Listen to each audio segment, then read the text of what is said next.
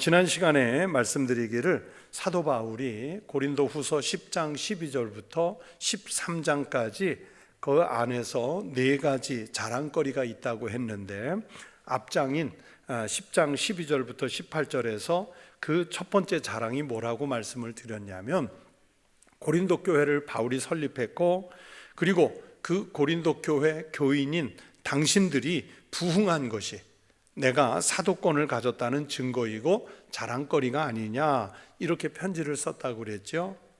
그리고 오늘 본문으로 읽은 이 말씀에서는 두 번째 증거와 자랑으로 고린도 교회에 침투한 거짓 사도들과 또 바울 자신을 비교하면서 거짓 사도들의 위선은 드러내고, 동시에 바울 자기가 가진 사도권에 대한 정통성을 설명하려고 합니다. 그런데 오늘 본문을 좀 읽어보시면요, 우리 성경이니까 잘 느끼실지 못할 텐데, 원문을 가지고 보면 이 대목에서 바울은 아주 강하고 단호하게 쓴 내용이에요. 아마 이 편지의 말을 가지고 바울과 고린도 교회 교인들이 직접 만나서 얼굴을 대면해서 이야기하는 그런 상황이라면 아마도 불같이 화를 내는 장면이거나, 아니면 고린도 교회 강단에서 매우 호통을 치는 그런 장면으로 읽을 수 있는 말씀이에요. 왜 바울이 이렇게 강경하게 이야기를 하는가 하면, 그런 거짓 사도들에 의해서 예수님이 전해주시고 바울이 전해준 이 복음의 진리가 심하게 왜곡이 돼서 교인들을 잘못된 신앙의 길로 이끌어갈 염려가 있기 때문에 그런 겁니다. 예를 들면 이런 거예요. 제가 여러분에게 복음의 진리를 이 강단에서 열심히 전했는데, 이 말씀 듣고 이거 신천지나 JMS나 통일교 가도 되겠다, 이러고 가버리는 그런 상황을 한번 생각해 보세요. 그와 비슷한 거예요.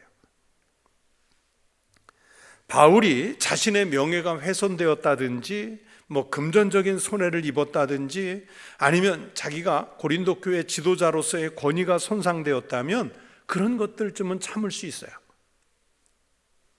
고린도 전서에서도 그렇고 후서에서도 여러 번 밝혔듯이 사도 바울은 교회를 이롭게 하고 복음을 전할 수만 있다면 끝까지 사랑으로 참고 이겨낼 수 있어요. 그러나 복음의 진리가 훼손되거나 왜곡돼서 교회를 혼란스럽게 하는 일에 대해서는 참을 수가 없었고, 아주 단호하게 처리해야 할 필요성을 느꼈던 겁니다. 그래서 바울이 오늘 읽은 이 본문에서 아주 강경하게 쓴 내용이에요. 여러분은 읽으면서 강경하다고 느끼세요? 그냥 그런가 보다 하지만 매우 강경한 거예요. 바울은 자신의 논리를 증명하기 위해서 약간의 자랑을 해야 하는데, 지난 시간에도 말씀드린 대로 약간의 자랑을 해야 되는데, 자랑한다는 게 이게 별로 바람직한 것은 아니지만, 그래도 바울이 하는 자랑거리를 교인들이 받아주기를 좀 바라는 마음에서 1절에서 이렇게 말씀했어요. 원하건대 너희는 나의 좀 어리석은 것을 용납하라. 청하건대 나를 용납하라. 앞에 10장에서 자화자찬하는 거짓 사도나 교사들 또는 고린도 교회 교인들을 바울이 아주 신랄하게 야단쳤습니다. 그들이 그렇게 자랑하기 때문에 바울도 그 대응으로 자신을 조금 내세울 필요가 있었던 거예요. 복음을 전하는 사도가 자기를 자랑하는 게 이게 사실은 별로 탐탁하지 않을 수도 있고요, 또 자랑을 한다는 게 이게 정당화되는 것도 아니지만, 그러나 교회를 잘 지키고 바울 자신의 사도권을 증명하려면 조금쯤은 자신을 드러내서 자랑할 필요가 있었던 거예요. 바울은 평소에 자기 자랑이라는 것이 마땅하다고 생각하지 않았습니다. 10장 12절에서 이런 말씀을 했어요. 우리는 자기를 칭찬하는 어떤 자와 더불어 감히 짝하며 비교할 수 없노라. 그러나 그들이 자기로서 자기를 헤아리고 자기로서 자기를 비교하니 지혜가 없도다. 자기를 스스로 칭찬하는 사람과는 바울은요 비교하고 싶지 않다는 거예요. 그들이 자꾸 자랑만 하니까 나까지 나서서 같이 자랑하면 그건 어리석은 거예요. 이 지혜가 없다는 거예요. 자기 자신을 기준으로 자기를 헤아리고 자기를 스스로 비교하는 사람, 이 지혜 없는 사람이에요. 여러분, 제가 이 강단에서 맨날 제 자랑한다고 생각해 보세요. 그냥 건수만 생기면 제가요 신학교 다니는데 신대원에서 차 타기부터 매번 수석을 했습니다. 진짜예요? 그 얘기를 매번 한다고 생각해 보세요. 제가 졸업할 때까지요 그거 안 놓치려고 얼마나 열심히 공부했는지 아세요?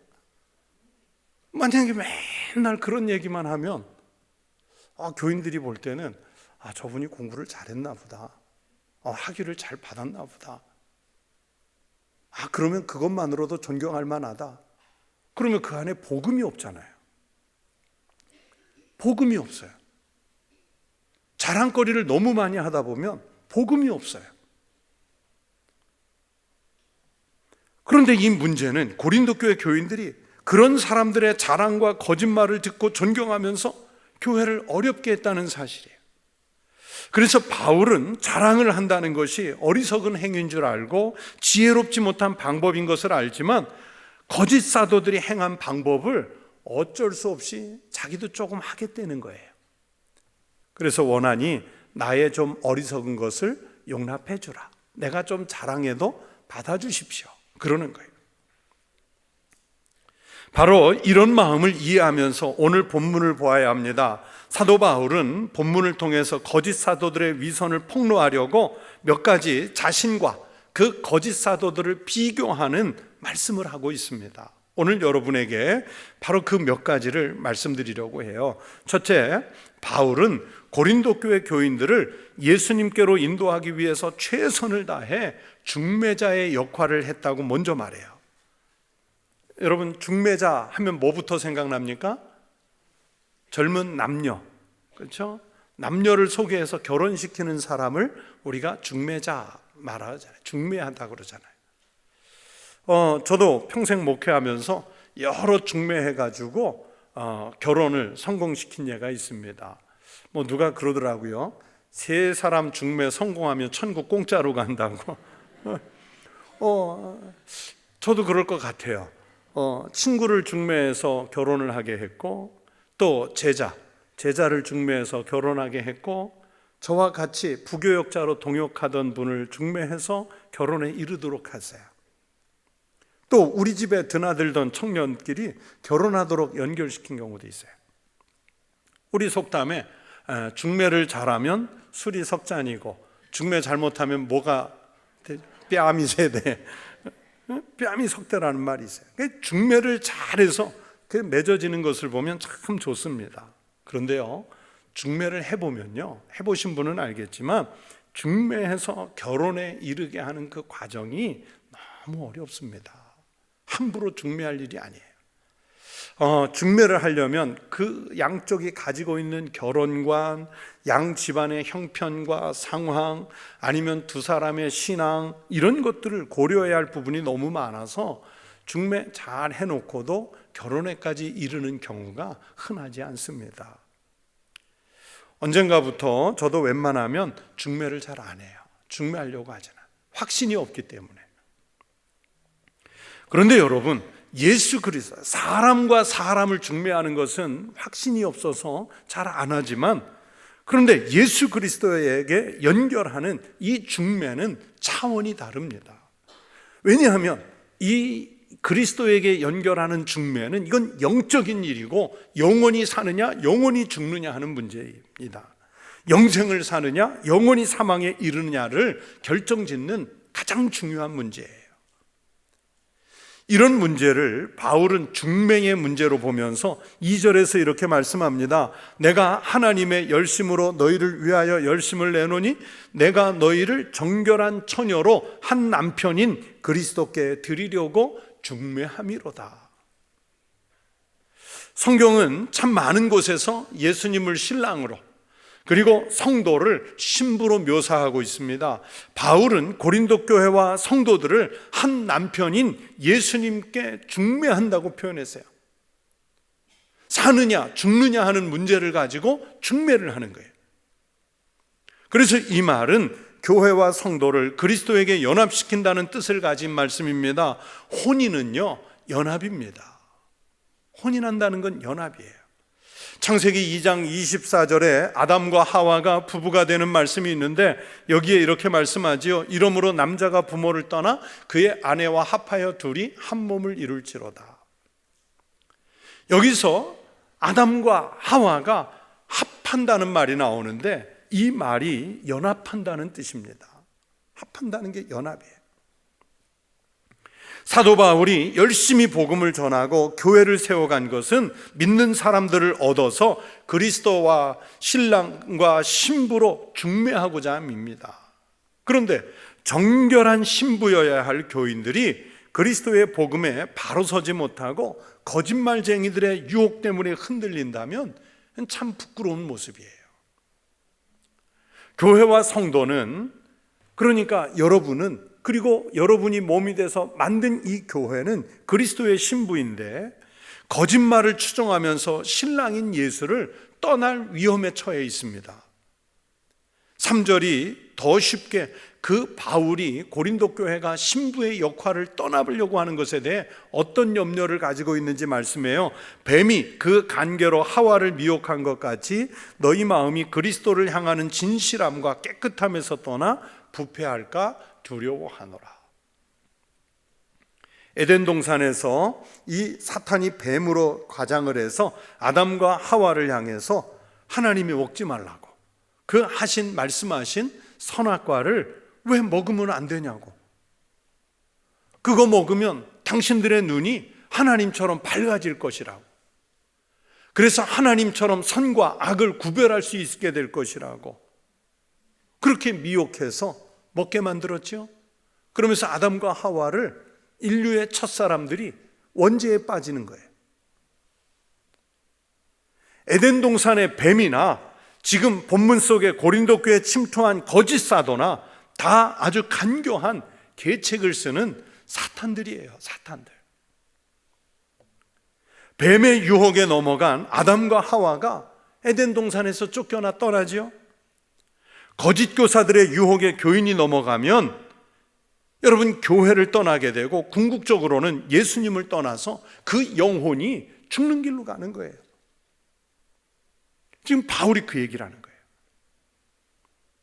여러분, 이단이나 사이비 종교 교주들이 보세요. 전혀 신앙이 없는 사람들을 대상으로 전도하지 않아요?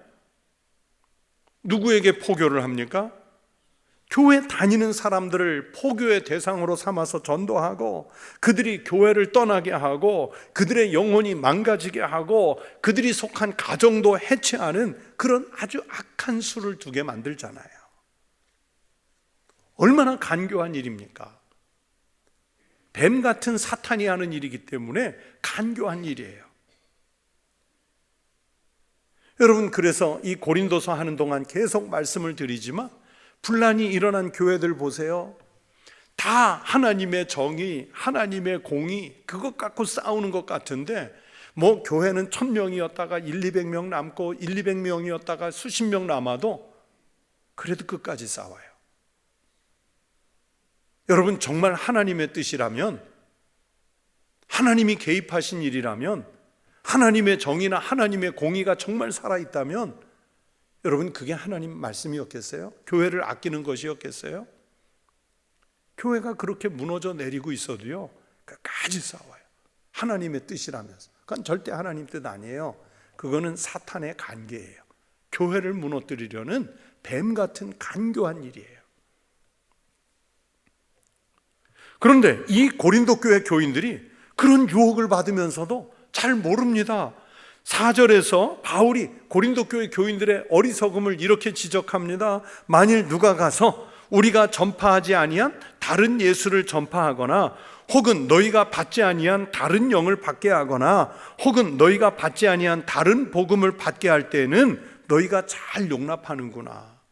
틀린 복음, 가짜 예수를 전해도 잘도 받아들이는 어리석은 교인들을 책망하는 말씀입니다. 이런 상황에서 당신들을 예수님에게로 중매하기 위해서 내가 얼마나 열정적이었느냐, 바울이 지금 그것을 말씀합니다. 왜냐하면 고린도 교회를 설립해서 교회가 부흥할 때 그 초창기에 바울이 이곳까지 와서 얼마나 열심히 열정적으로 그리스도 예수의 복음을 잘 전했는지 그들도 알고 있어요. 그래서 바울은 지금 그것을 처음으로 얘기하는 거예요. 그게 자랑거리라고.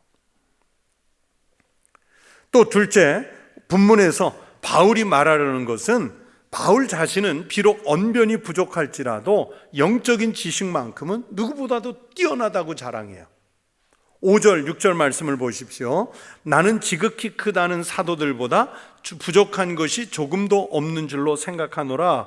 내가 비록 말에는 부족하나 지식에는 그렇지 아니하니 이것을 우리가 모든 사람 가운데서 모든 일로 너희에게 나타내었노라. 이 말을 반대로 해석하면 지금 고린도 교회를 흔드는 거짓 사도나 교사들은 말은요 청산유수로 자라는 웅변가들이었어요. 그런데 정작 제일 중요한 영적인 진리에 대해서는 아주 부족한 사람들이었어요. 여러분, 이런 상황이면 대부분 사람들은 영적인 지식은 뛰어나지만 언변이 부족한 사람을 택하는 게 아니에요. 영적인 지식이 조금 부족해도 언변이 뛰어난 사람이 진짜인 줄로 알고 그런 사람을 택하는 경우가 얼마나 많은지 몰라요. 여러분도 보세요. 말 좀 어버버한 사람 택하겠어요? 말 잘하는 사람 택하겠어요? 아무도 안 택하실 거예요? 물으면 대답을 좀 하세요. 집에 가서 생각하면서 아이고 아까 그거 이렇게 대답했어야 되는데.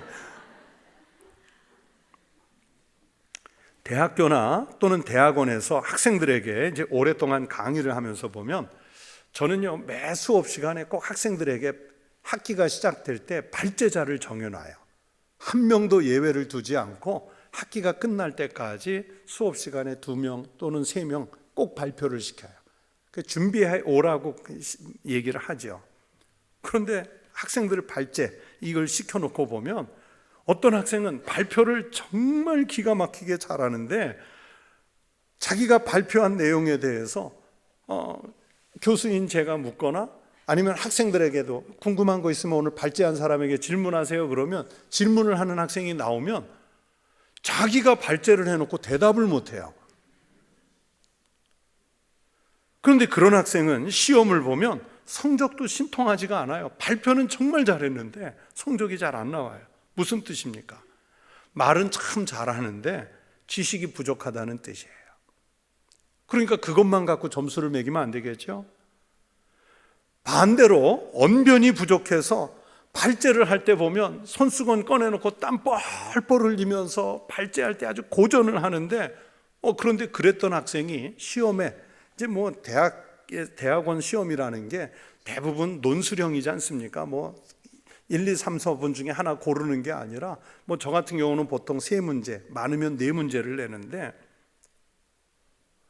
근데 땀 뻘뻘 흘리면서 발제를 했던 그 학생이 시험지 답안지를 보면요 논리적으로 참 잘 맞고 또 교수에게 배운 것에다가 자기 생각까지 첨가해서 답을 잘 쓴 학생들이 있어요. 그러면 여러분 진짜 공부 잘하는 학생은 어떤 학생이에요? 후자예요. 발제는 손수건 적셔가면서 힘들게 했는데 그런데 답안지 쓴 걸 보면 이 학생이 공부 잘하는 학생이에요. 여러분의 목사인 저도 말을 참 못해요. 앞에서 말 잘하는 줄 알지만 여러분에게 설교하는 것도 정말 힘들어가지고 즉흥적으로 말하지 못하고요. 지금 하고 있는 말이 이 원고에 100% 다 있어요. 그대로. 그걸 외워서 하는 거죠. 그래서 순발력 있게 말을 잘하는 목사님이나 또 교인들을 보면요. 정말 부럽습니다. 어떻게 저렇게 말을 잘할까? 그런데 가끔 보면 목회자 중에도 말로 사람을 흔들어서 잘못된 것을 마치 진짜인 것처럼 말하는 이들도 있어요. 그리고 그 말 때문에 교회가 어려움에 놓이는 경우도 있어요. 그래서 지금 고린도 교회가 바로 그런 상황이라 바울이 자기는 스스로 크다고 자랑하는 거짓 사도들보다 언변이 말이 좀 부족하다고 그랬죠. 그러나 영적인 지식에는 내가 그들에 비해 모자라지 않다. 내가 고린도 교회 교인들 당신들에게 나갈 때는 언변, 말의 실력을 가지고 나간 게 아니라 이 풍성한 영적인 지식을 가지고 나갔던 것이다. 이렇게 설명하는 거예요. 여러분, 이단이나 사이비는 물론이고 당장 듣기에 좋도록 귀와 마음을 현혹하는 그런 소리에 마음 빼앗기지 마십시오. 저도 목회자로서 여러분에게 잘못된 말씀이 아니라 언변이 부족해도 이 성경의 말씀을, 바른 말씀을 전하려고 온 힘을 다합니다. 하나님이 그러면 또 듣는 성도는 정말 성경에서 하나님이 그렇게 말씀하셨는가? 그 말씀을 헤아리려고 하는 그런 시도가 있어야 돼요. 그래서 전하는 이는 정말 바른 하나님 말씀을 전하려고 하고 또 듣는 이들은 하나님이 주시는 이 온전한 말씀에 귀를 기울이려고 하는 그 교감이 있어야 되는 거예요. 그런데 고린도 교회는 바울의 말에 귀를 기울인 게 아니라 거짓 사도들의 말에 귀를 기울였기 때문에 바울이 이 이야기를 할 수밖에 없었어요. 내가 언변이 조금 부족하지만 그들보다 영적 지식은 뛰어나다. 그 이야기를 한 거예요. 본문에서 바울이 말씀하려는 세 번째는 바울 자기는 고린도 교회 교인들 앞에서 스스로 어떻게 처신했는지 말합니다.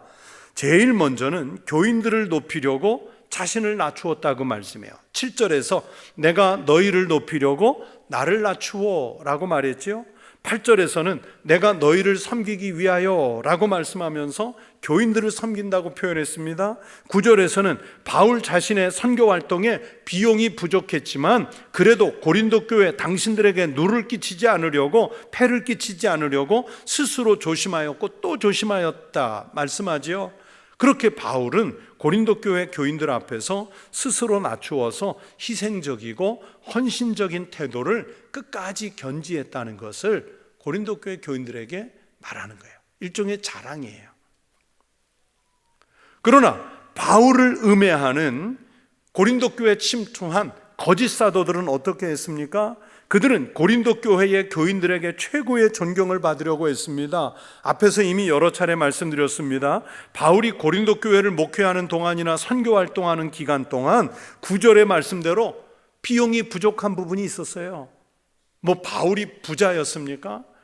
바울에게 후원금이 막 넘쳐났습니까? 아니에요. 부족한 비용이 있었는데 그것을 누가 보충하고 후원했는가 하면 마게도냐 교인들이 해준 거예요. 9절 보세요. 또 내가 너희와 함께 있을 때 비용이 부족하였으되 아무에게도 누를 끼치지 아니하였음. 그러니까 고린도 교회 교인 당신들 아무에게도 손 벌리지 않았다는 얘기예요. 마게도냐에서 온 형제들이 나의 부족한 것을 보충하였습니다.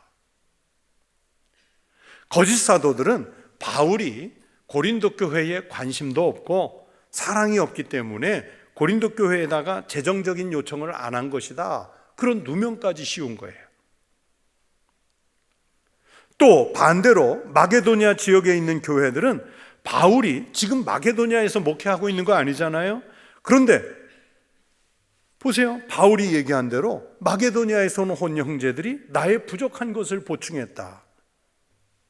자기네 목회자도 아닌데 오히려 후원을 하는 거예요. 지난번 8장과 9장을 공부할 때 말씀드렸던 대로 부자 교회인 고린도 교회는 연보에 인색했지만 그러나 상대적으로 가난한 지역인 이 마게도니아 지역 교회들은 예루살렘 교회를 위해서도 그렇고 바울을 위해서도 그렇고 많은 헌금을 해서 감동을 주었어요. 바울이 그걸 밝혔잖아요. 바울이 마게도냐에 있는 것이 아닌데도 고린도에서 목회하고 있는데도 마게도니아에서 온 형제들이 바울의 목회 활동을 후원하고 있다는 말씀입니다. 그래서 바울은 8절에서 이렇게 표현했지요. 내가 너희를 섬기기 위하여. 그러니까 너희가 누굽니까? 고린도 교회이잖아요. 고린도 교회를 섬긴다는 거예요. 그런데 고린도 교회 섬기려고 다른 여러 교회에서 비용을 받은 것은 탈취한 것이라 그랬어요. 정작 목회하고 있는 고린도 교회에서는 비용을 받지 않고 마게도니아를 비롯하여 후원한 교회들은 목회를 하고 있지 않음에도 후원을 하고 있기 때문에 바울은 고린도 교회에다 뭐라고 썼냐면 내가 당신들 도우려고 다른 교회에서 탈취했다. 여러분, 탈취가 좋은 뜻입니까? 나쁜 뜻입니까? 좋은 뜻 아니잖아요. 내가 지금 고린도 교회 부자 교회인 당신들 도우려고 가난한 지역 다른 교회 교인들 헌금을 탈취했다. 정말 그랬다는 뜻이 아니라 좀 각성하라는 얘기예요. 그러면서 7절 하반절에 이렇게 말씀하지요. 하나님의 복음을 값없이 너희에게 전함으로 죄를 지었느냐? 아니, 목회비 안 받고 여러분의 교회를 섬긴 게 죄 지은 거냐? 지금 그 얘기를 하는 거예요. 그 얘기를 하는 거예요. 아주 서운하다는 얘기죠. 사도 바울이 그렇게까지 겸손하게 자신을 낮추면서 고린도 교회 목회를 했지만 거짓 사도들의 충동에 흔들린 이 고린도 교회와 교인들에게 사실을 정확하게 알릴 필요가 있었습니다. 비록 듣는 교인들 입장에서는 서운할 수 있어요. 그러나 내막을 바로 알릴 필요를 느꼈기 때문에 바울이 자신의 감정까지, 제가 아주 시작할 때 그 말씀 드렸잖아요. 아주 격하게 호통치는 마음으로 감정을 담아서 편지를 쓴 거예요. 아니, 지금 이 목회자가 되면 참 다양한 오해를 받거든요. 의도하지 않게. 아니, 고린도 교회에서 사례비 안 받았다고 해서 관심이 없다, 사랑이 없다. 거짓 교사들이 지금 그렇게 별별 오해거리를 만드는 거예요. 그런데 그 말에 왜 넘어가냐면 사람들은 성경을 기준으로 하는 게 아니라 자기 기준에서 생각하는 거예요. 자기 기준에서.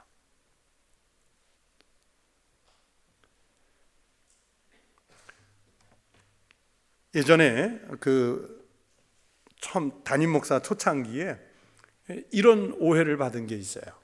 아니, 목사님은 왜 저 같은 교인에게 한 번도 이제 되게 부자인 교인이에요. 식사를 사달라고 부탁을 안 하십니까? 관심이 없으십니까? 저희 부부에게 그 얘기를 했어요. 그래서 제가 그랬어요.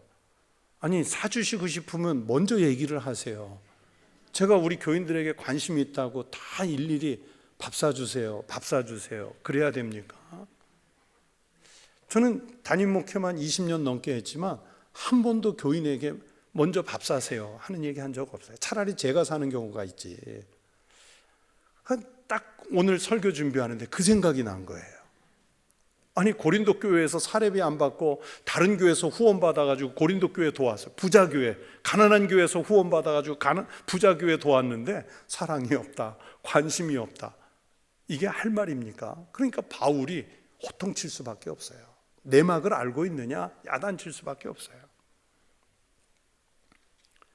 그러면서 다시 앞으로 돌아가 4절을 보면 너희가 받지 아니한 다른 복음을 받게 할 때는 너희가 잘 용납하는구나 라는 표현을 써서 아무런 경계심도 없이 너무 쉽게 그들을 받아주고 용납한 것을 책망하고 있습니다.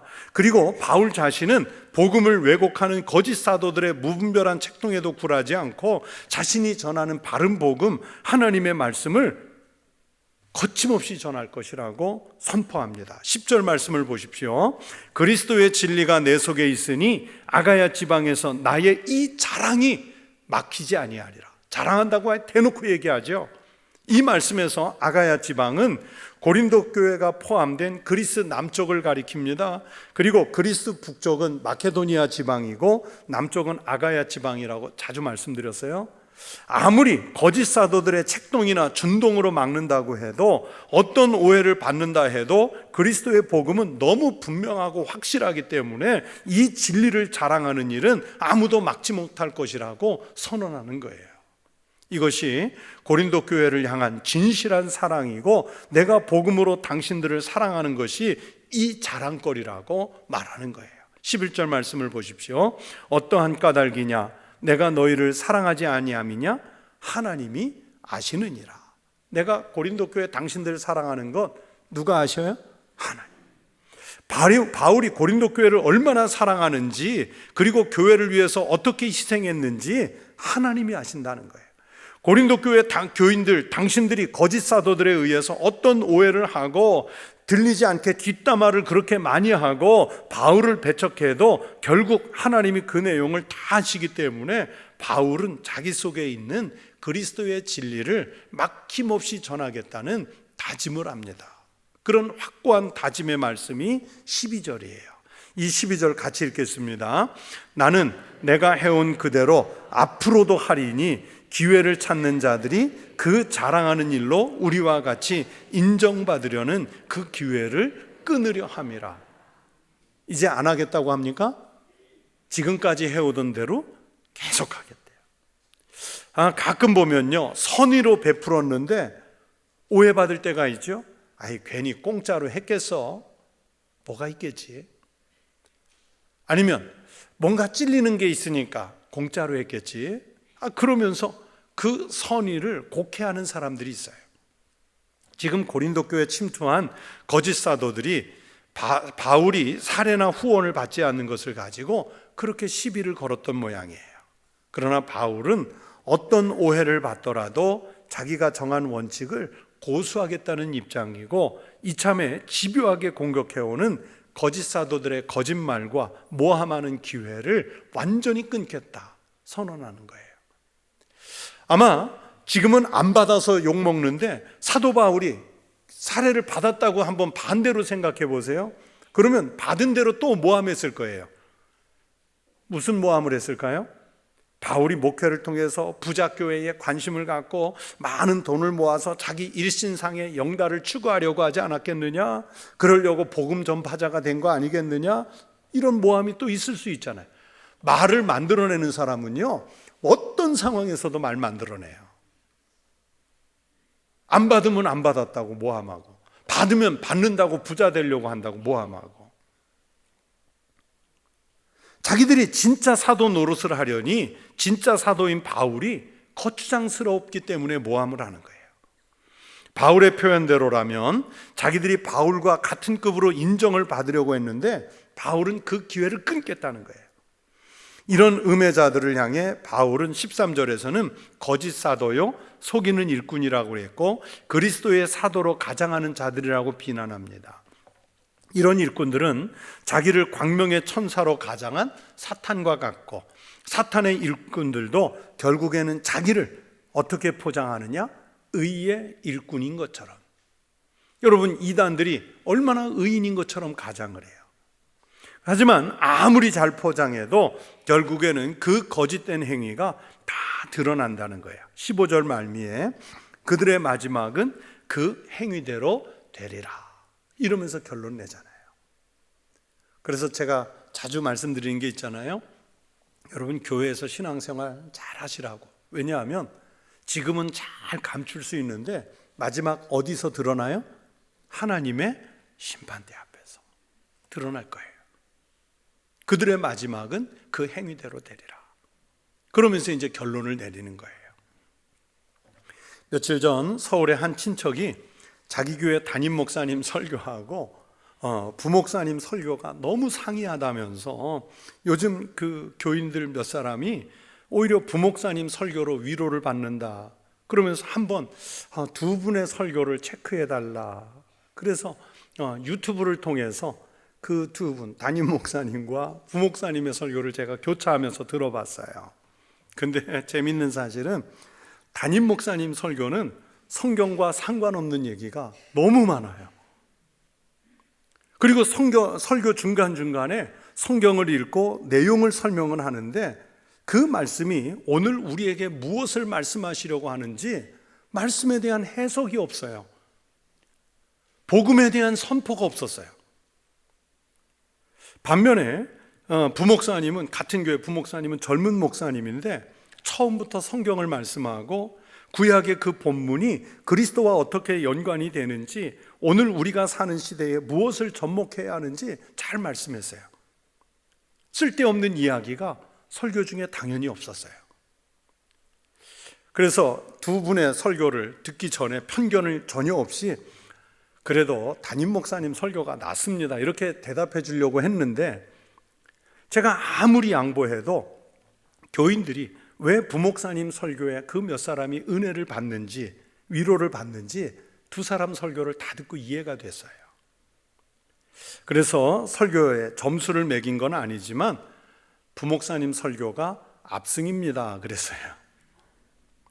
그리고 그렇게 이해하고 오히려 그분의 말께 전하는 말씀에 위로를 받는 교인들이 잘 본 것이라고 대답을 해줬어요. 같은 목회자지만 요즘 강단에서 성경이 아닌, 복음이 아닌 세상 이야기로 시간을 때우는 목회자가 너무 많아요. 정말이에요.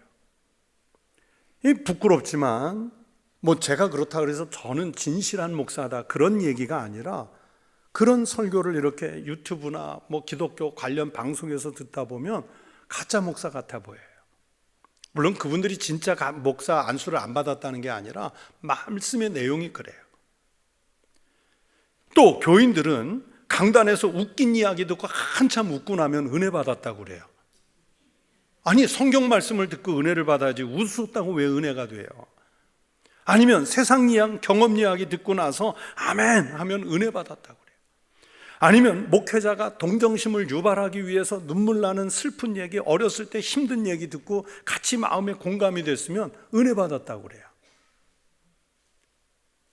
물론 공감은 할 수 있지만 그게 성경의 은혜는 아니에요.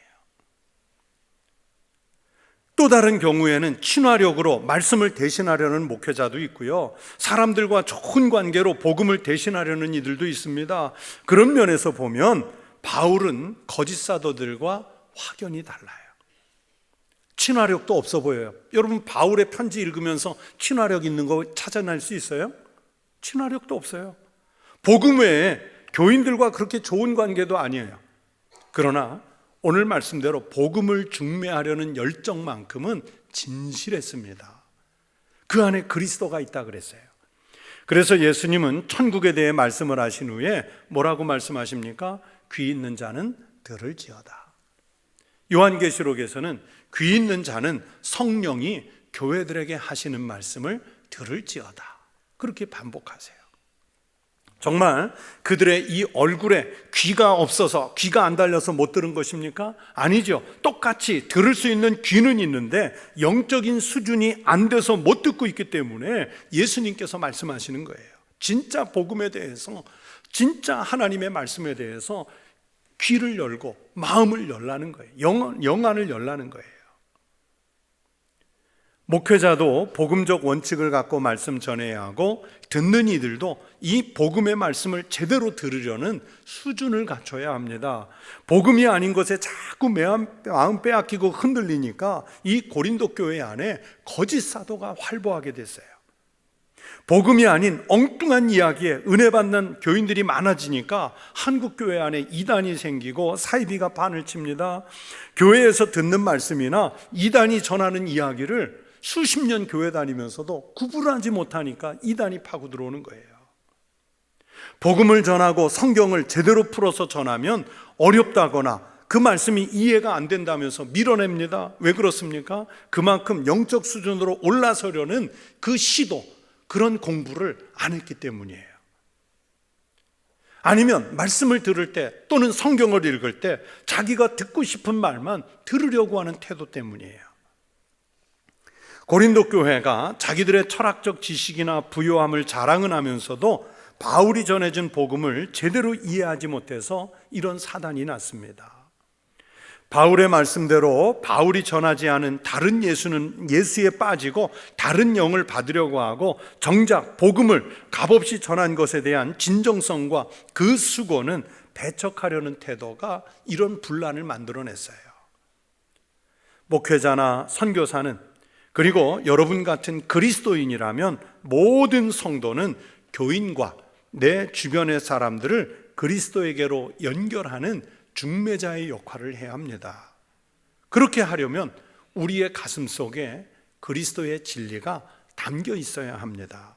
줄술적인 것, 거칠의 거짓말, 이런 허상에 마음 빼앗기지 말고 하나님의 말씀과 능력에 의지해야 합니다. 저는 목회자로서, 또 여러분은 주님의 몸된 교회의 그리스도인 성도로서 그리스도에게 이 세상을 중매하는 그 사명에 충실한 삶을 살 수 있기를 축원합니다. 우리가 바로 그리스도를 위한 중매자인 줄로 믿습니다. 기도하겠습니다. 하나님 아버지, 감사합니다. 저희들을 먼저 하나님의 백성, 하나님 자녀 삼아 주셔서 구원받고 영생을 얻게 하시니 감사합니다. 우리가 구원받은 이 구원의 감격을 다른 이들에게도 잘 중매하여 한 영혼이라도 더 살리는 능력의 역사가 일어나게 하여 주시옵소서. 이 시간 주님께 귀한 예물을 드린 손들이 있습니다. 11조의 예물, 감사의 예물, 선교와 장학과 또 하나님 앞에 각각 서원한 예물을 드리오니 받아주시고 드린 손길, 가정, 일터, 살아가는 모든 삶의 자리에 넉넉하게 채우시는 축복 있게 하여 주시옵소서. 감사하오며 예수님 이름으로 기도하옵나이다. 아멘.